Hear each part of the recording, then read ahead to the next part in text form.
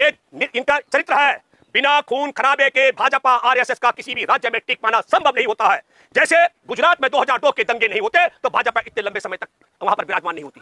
पश्चिमी उत्तर प्रदेश में अगर जाट और मुसलमानों का इन्होंने दंगा नहीं कराया होता तो उत्तर प्रदेश में भाजपा लगातार 8,208 नागरिकों को सुरक्षित ठिकाने पर और 73,000 पशुओं को। अब आप देखिए कि गुजरात के पशुओं की भी गणना होती है, लेकिन अगर हम पूछें कि बताओ अमित शाह, मणिपुर में कितने हजार लोग बेघर हो गए हैं, कितने लोग मारे गए हैं, कितने मंदिर और चर्च जलाई गई है, तोड़ी गई है, नष्ट कर दी गई है, तो अमित शाह के पास जवाब के विषय में एक और चौंकाने वाली बात है।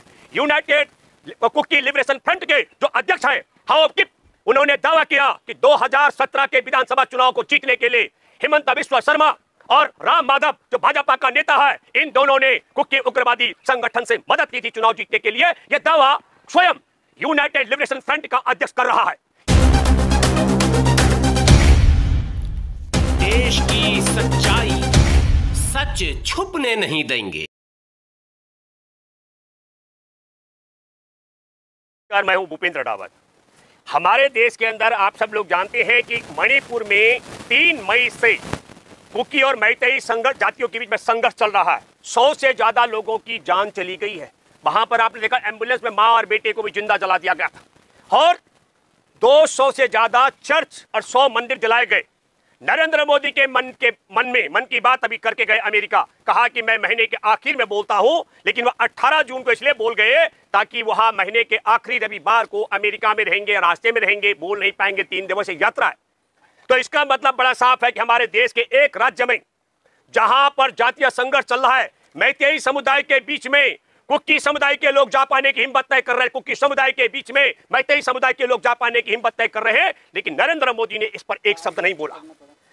मैं ये कहना चाहता हूं दावे के साथ में कि हमारे देश के अंदर नरेंद्र मोदी अमित शाह को गुजरात और गुजरातियों से जितना प्यार है, यकीनी तौर पर मैं दावे से कह सकता हूं कि देश के दूसरे हिस्से से और दूसरे हिस्से के नागरिकों से उतनी ही नफरत है। ये बात मैं इसलिए कह रहा हूं कि 6 जून को जो बिपरोजाय अभी 140 की रफ्तार से तूफान आया, वहां पर उसके अंदर आप समझ लीजिएगा 17 तारीख को हवाई सर्वेक्षण भी किया देश के गृह मंत्री ने। एक आंकड़े दिए, 1,08,200 नागरिकों को और 73,000 पशुओं को सुरक्षित ठिकाने पर पहुंचाया गया और उसकी चेतावनी से लेकर के और राहत तक पूरा किताबें बनी, पूरे डॉक्यूमेंट्स किया जा रहा है ताकि देश भर में प्रचार प्रसार किया जाएगा। देखो गुजरात को नरेंद्र मोदी ने बचा लिया। 140 से रफ्तार आपको मानना पड़ेगा तूफान की, इससे तेज तो गाड़ियां चलती हैं। हम इसलिए कह रहे हैं कि इस पूरे मसले पर मणिपुर के विषय में एक और चौंकाने वाली बात है। यूनाइटेड कुकी लिबरेशन फ्रंट के जो अध्यक्ष हैं हाओ किप, उन्होंने दावा किया कि 2017 के विधानसभा चुनाव को जीतने के लिए हिमंता बिस्वा शर्मा और राम माधव जो भाजपा का नेता है, इन दोनों ने कुकी उग्रवादी संगठन से मदद की थी चुनाव जीतने के लिए। यह दावा स्वयं यूनाइटेड लिबरेशन फ्रंट का अध्यक्ष कर रहा है। इस पर इसीलिए नरेंद्र मोदी मौन है। लेकिन मैं आपको बताना चाहता हूं, कहीं के देश के जिस तरीके से कहीं हिंदू और मुसलमान कराते हैं, कहीं जाट और नॉन जाट कराते हैं, कहीं जाति संघर्ष, मणिपुर को ठीक ऐसी ही आग में झोंक लिया। 2017 में जिस विद्रोही गुट के समर्थन से मणिपुर में चुनाव जीते गए, उनका दावा है कि उनके हर प्रभाव क्षेत्र में भाजपा को बढ़त मिली है। और आज मैतेई और कुकी समुदाय एक दूसरे के खून के प्यासे हो गए, उनको उन्हीं के हाथ पर छोड़ दिया है। वहां पर 40,000 जवान उतार दिए गए, लेकिन तब भी मंत्री से लेकर विधायकों के घर आवास सुरक्षित नहीं है, ऐसी दशा में उसको पहुंचा दिया है।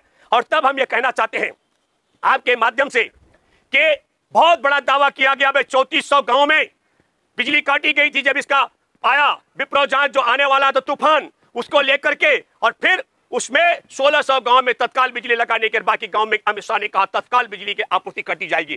पूरा देश और दुनिया जानना चाहता है कि मणिपुर के जो जातीय संघर्ष चल रहा है कुकी और मैतेई के बीच में, उसके लिए क्या कर रहे हैं।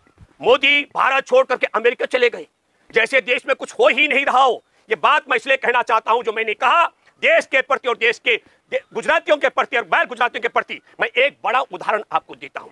आप सबको मालूम है कि जब कोरोना काल में पहली बार ताली बजा करके नरेंद्र मोदी ने देश में ताला बंद किया था, हम सब लोग जानते हैं कि देश को 24 मार्च को तालाबंदी कर दी गई थी।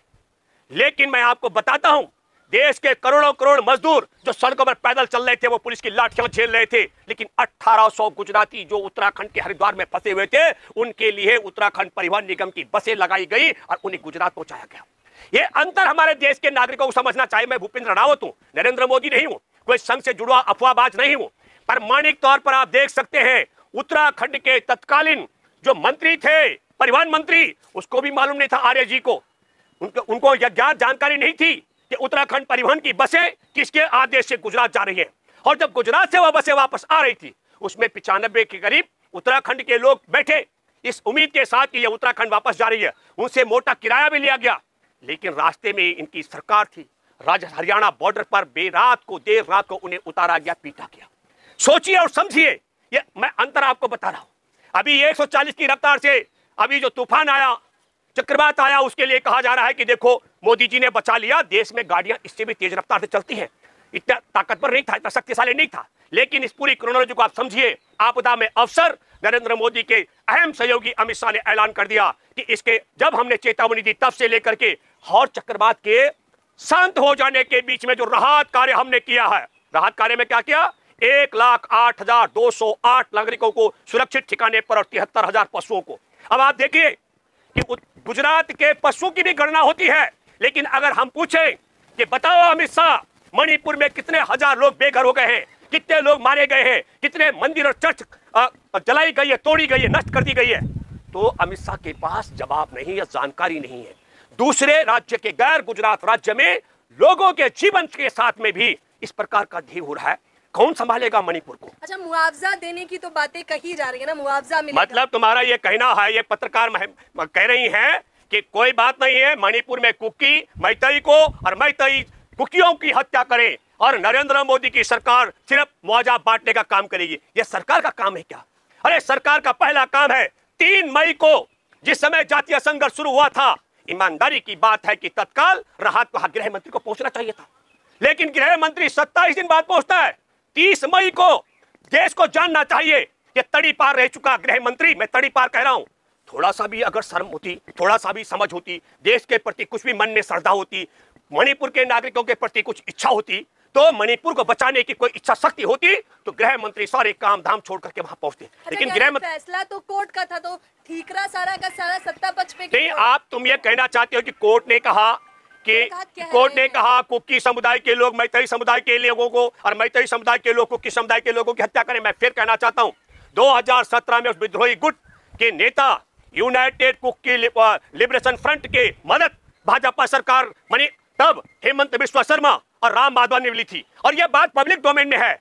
अगर नहीं है तो जांच होनी चाहिए, इसकी निष्पक्ष जांच होनी चाहिए, निष्पक्ष जांच। और मैं तो कहता हूं कि उग्रवादी गुट के साथ संबंध बनाने पर असम के मुख्यमंत्री और राम माधव पर देशद्रोह का मुकदमा बनाया जाना चाहिए। पहले इन्होंने कुकी गिरोह को साथ लिया, कुकी के जो लिबरेशन फ्रंट है उसको साथ लिया, इधर मैतेई वालों को साथ लिया। अब उनके दोनों हाथों में लड्डू हैं, कुकी वाले चाहे मैतेई को मारे, मैतेई वाले चाहे कुकी को मारे, दोनों हाथों में उनके लड्डू हैं। मैं ये बात इसलिए कह रहा हूं क्योंकि भाजपा की सरकार, मोदी सरकार ने मणिपुर की जनता को, मणिपुर के लोगों की दशा पे छोड़ दिया है। मैं मणिपुर में तमाम सामाजिक कार्यकर्ताओं से, वहां के राजनेताओं से, वहां के नौकरशाहों से, वहां के बुद्धिजीवियों से, वहां के किसान और आम नागरिकों से, वो कुकी समुदाय के हो, मैतेई समुदाय के हो और तमाम दूसरे समुदाय के लोगों, मैं आपसे अपील करता हूं, ये इनका चरित्र है।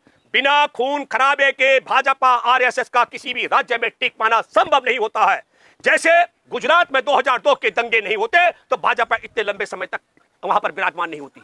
पश्चिमी उत्तर प्रदेश में अगर जाट और मुसलमानों का इन्होंने दंगा नहीं कराया होता तो उत्तर प्रदेश में भाजपा लगातार वापस नहीं आ रही होती। मैं ये आम जनता ये इतनी समझदार नहीं है कि इन दंगों को समझे और वोट ना दे। देखिए, बार-बार भाजपा को क्यों लाया जाता है? अरे भाजपा का ही काम है, ये मेरा काम नहीं है। 2002 के दंगे, अरे भाई 2002 के दंगे हो, उसी प्रकार जैसे हरियाणा में आपने देखा जाट और नॉन जाट का, उसमें भी देखिए अभी पहलवान बेटियों का भी मसला चल रहा है, उसमें भी गणना की जा रही है कि जाट बेटियों का बनी पहलवान बेटियों के पक्ष में निर्णय लेने से और उनके खिलाफ जाने से जाट मतदाता कितना रुष्ट और खुश होगा, और इसी प्रकार ब्रजभूषण शरण सिंह के खिलाफ एक्शन लेने से राजपूतों में या उसको बचा देने से राजपूतों से कितनी संपत्ति ली जाएगी। मैं कह रहा हूं, तुम सवाल पहले थोड़ा समझिए। मणिपुर के तमाम नागरिकों से मैं अपील करता हूं, इनका चरित्र है, इतिहास है इनका खून खराबे पर, बगैर खून खराबे के ये राजपाट को कायम नहीं रख सकते हैं। और उसी की परिणति है कि कुकी समुदाय और मैतेई समुदाय को वहां लड़वा करके नरसंहार भाजपा सरकार करवा रही है। वहां जाने में 27 दिन का समय लगा गृह मंत्री को। प्रधानमंत्री जलता हुआ मणिपुर छोड़ करके अमेरिका जा चुके हैं। इसलिए मैं आप सब मणिपुर के नागरिकों से अपील करता हूं और देशवासियों से अपील करता हूं, आपके सामने दूध का दूध और पानी का पानी है। जब तालाबंदी हुआ था पहला लॉकडाउन में, तब किस तरीके से देशवासियों को कुत्तों की तरह पीटा जा सड़कों पर और गुजरात के 1800 लोगों को बसों में पहुंचाया गया। और अभी जो 6 जून को वहां पर चक्रवात तूफान आया, उसमें कोई हताहत नहीं हुआ। गृह मंत्री वहां दौरे लगा रहे और अपने गाल बजा रहे, हमने गुजरात को बचा लिया, लेकिन मणिपुर को मणिपुर के हवाले छोड़ा गया। यह षड्यंत्र है। इसलिए मैं सबसे अपील करता हूं कि शांति के लिए सब लोगों को, कुकी समुदाय, मैतेई समुदाय को आगे आना चाहिए। धन्यवाद।